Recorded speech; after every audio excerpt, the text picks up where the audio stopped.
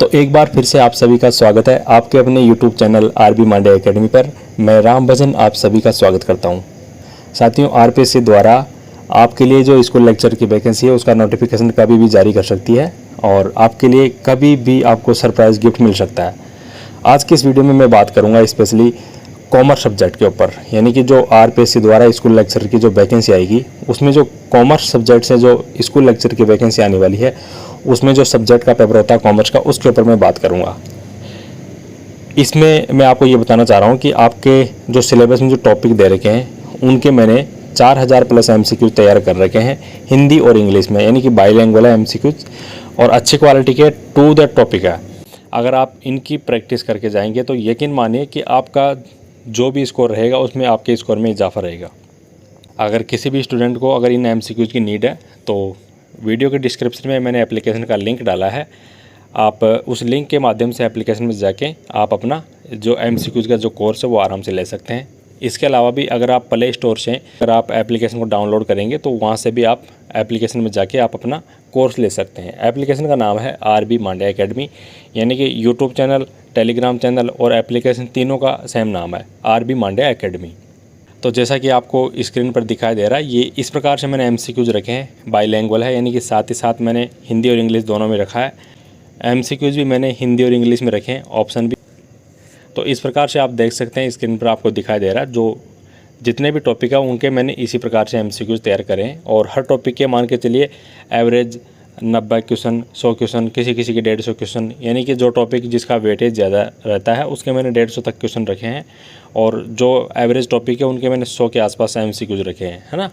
तो ये देखिए आपका स्क्रीन पर ये जो आपको दिखाई दे रहा है ये आपका एक टॉपिक है जो कि आपके जो पोस्ट ग्रेजुएशन लेवल के अंदर ये आपके टॉपिक आता है।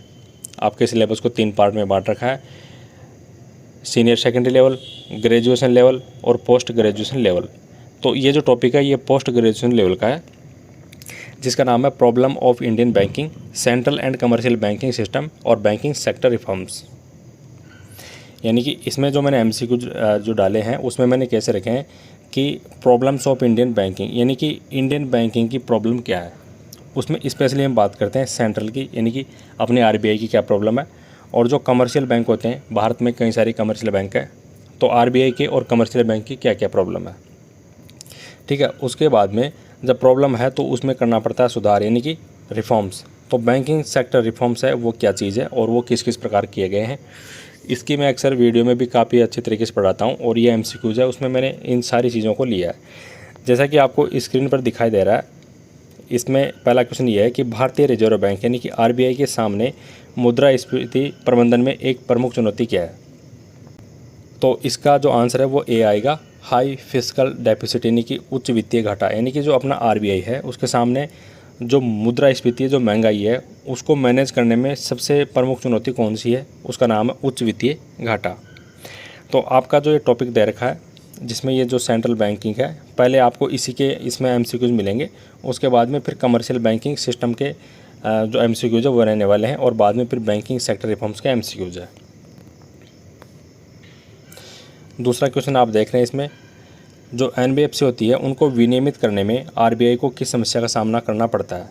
तो इसका आंसर आएगा सीमित क्षेत्राधिकार, यानी कि आरबीआई के पास लिमिटेड जुरिडिक्शन है इनकी, ठीक है।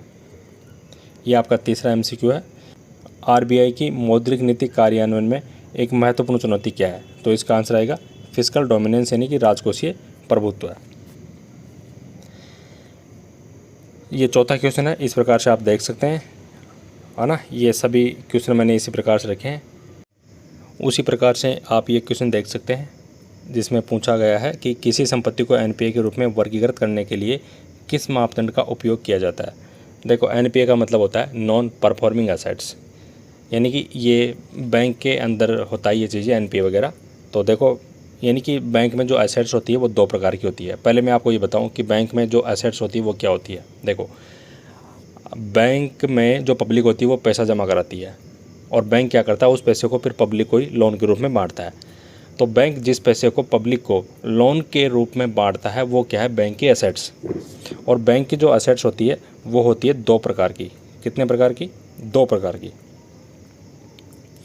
बैंक की एसेट्स 2 प्रकार की होती है। एक तो होती है परफॉर्मिंग असेट्स और एक होती है नॉन परफॉर्मिंग असेट्स यानी कि NPA।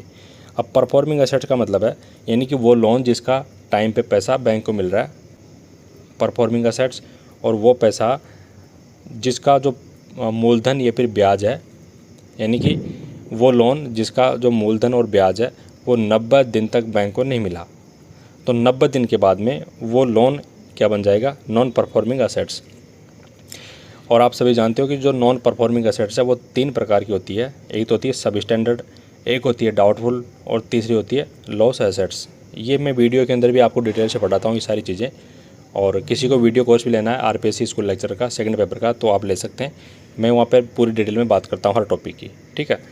तो इस प्रकार से आपकी जो बैंक की एसेट्स होती है वो 2 प्रकार से होती है, परफॉर्मिंग एसेट्स और नॉन परफॉर्मिंग एसेट्स। और नॉन परफॉर्मिंग एसेट्स यानी कि NPA वो होता है 3 प्रकार का, वो मैंने आपको बता दिया। तो ये आपका क्वेश्चन है, इसमें पूछा गया कि किसी संपत्ति को NPA के रूप में वर्गीकृत करने के लिए किस मापदंड का उपयोग किया जाता है, तो उसका आंसर आएगा B। क्या है, 90 दिनों या उससे अधिक अवधि के लिए ब्याज नहीं चुका रही जो संपत्ति होती है उसको हम फिर NPA के रूप में क्या कर देते हैं, वर्गीकृत कर देते हैं, यानी कि ये इसका एक मापदंड है।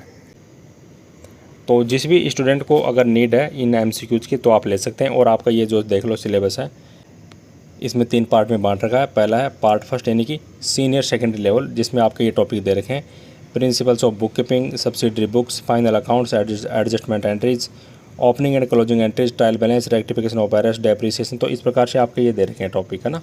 ये है आपके सीनियर सेकेंडरी लेवल का। इसी प्रकार से ये है आपके ग्रेजुएशन लेवल पार्ट सेकंड है, जिसमें आपके फाइनेंशियल स्टेटमेंट है, जिसमें मीनिंग एंड इंपॉर्टेंस के बारे में पूछा है, टूल्स पूछे हैं फाइनेंशियल स्टेटमेंट एनालिसिस के, cash flow statement, cost accounting जिसमें मीनिंग एंड डेफिनेशन के बारे में पूछा है, और एलिमेंट्स ऑफ कॉस्ट जिसमें मटेरियल, लेबर एंड ओवरहेड आती है, और ऑडिटिंग का मीनिंग एंड ऑब्जेक्टिव्स। तो ये सारे टॉपिक आपके दे रखे हैं।